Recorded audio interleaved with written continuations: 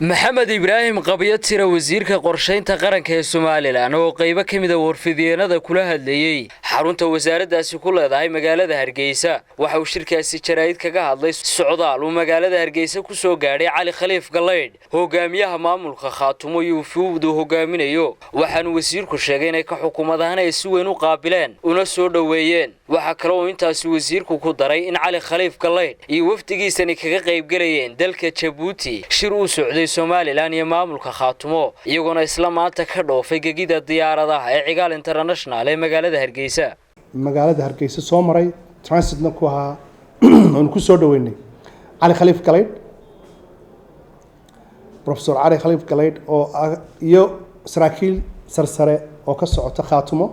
oo doonayay inay ka qayb galaan shirkeenii wada hadalladii qaybtii ugu dambeysay oo Djibouti lagu qabanayo arintaas waxay hordhac u tahay oo si positive qof kasta Somaliland dara ama aqliga fayoliba uu arkaya inay arintii tahay success ama ay u dhamaanayso xagga wanaagsan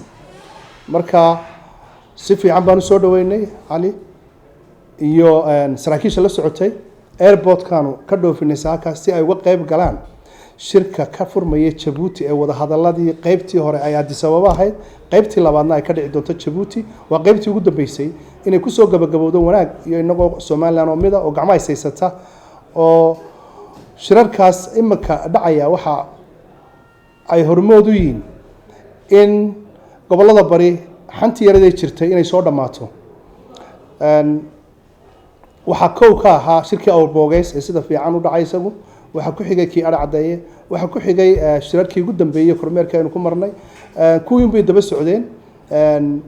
Cali Khaliif waa nin Somaliland dara u dhashay waa wadankiisii dad badan baa saaka su'aalaha weydiinaya waxyaabana shirka jaraa'id u qabanay in Cali Khaliif maxaa keenay Cali Khaliif wanaag iyo sharaf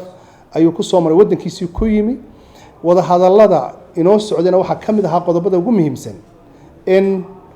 aynu isu socodkii la furo ganacsigii la furo la isu tagi karo la wada hadli karo maadaama la yiri aynu wada hadallo aynu heshiina weeye marka insha Allah waxaan rajaynaynaa dhawaan shirka waxa ka qayb gali doona saraakiil ka tirsan Somaliland wasiiro iyo isagoo halkan uga mahadnaqayo gudoomiyaha xisbiga Ucud Faysal Cali Waraabe oo qayb lixaad la ka qaatay arinta xidhiidhinta iyo dhexdhexaadinta ayaa mucaarad iyo muxaafidba waynu u midaysanay wada hadallada iyo soo dhaweynta iyo wanaag ka dhalinta gobolada bari iyaguna saa arkaysaan si positive uga soo jawaabeen saaka ambassador bay ka quraacdeen waa wada joogteen media qayb fara badan baa joogtay markii dambena ambassador waxay ka dhoofeen Cigaal International Airport laakiin waxa jira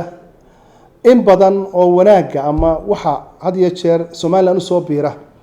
oo wanaagsan positive ka si kale oo arko negative dhiga sababta aan idinku yeedhnay in aad u tabisaan dadkiina waxa wanaagsan waayo waa talaabo la qaaday oo xagga wanaaga ugu jirtay horumarka iyo midnimadii Somaliland bay ka kootay media ahaan idinka laftiinuna in badan baa xoqonayso xanaftaas inay naga dhamaato idinka laftiinu qayb baa ka tiin in aad ka qayb qaadataan wixii wanaaga ee wadanka insha Allah soo mara ama yimaada in waliba boonboonisaan ayaa la idinka rabaa laakiin inta had iyo jeer dhagta kale wax ku maqasho imika matalo kale base kaas oo kale DB wall oo kale wixii naga qabsaday waa ogeydeen iyo propaganda fara badan bay had iyo jeer ama dad dana gaar leh ama shakhsiyaad ka dhaxurinaya ama ujeedo kale ay had iyo jeer dadkeena ay u bahalageliyaan inay wax yihiin waxaan kula talinayaa dadka iyaga iyo cid kasto jecel wadankan inuu horo talaabo u qaado inay soo dhaweeyaan haday tahay DB wall haday tahay base-ka laga sameyn doono military-ga laga sameyn doono Berbera oo isagu isna dhawaan insha Allah heshiiskiisa ee baarlamaanka la marin doono oo wanaag ku dhamaan doona waxaan leenahay inta dhagaan ugu leeyahay inta wanaaga jecelba in la soo dhaweeyo oo wixii wadankeena wadan yar oo imika waxaynu nahay socod barada la ictiraafin muddo jiray laakiin hadii kambaniyada waaweyn ee caalamka ama wadamada waaweyn ee caalamka laga ictiraafsan yahay haday nagu yeeshaan ama base-yo ama ay maal gashiyo lacagta inta leego kale ay gashadaan waxaan anigu rayahan ama idinkuna aan qabtaan inay tahay ictiraafkiyo qaab dadban inoogu yimi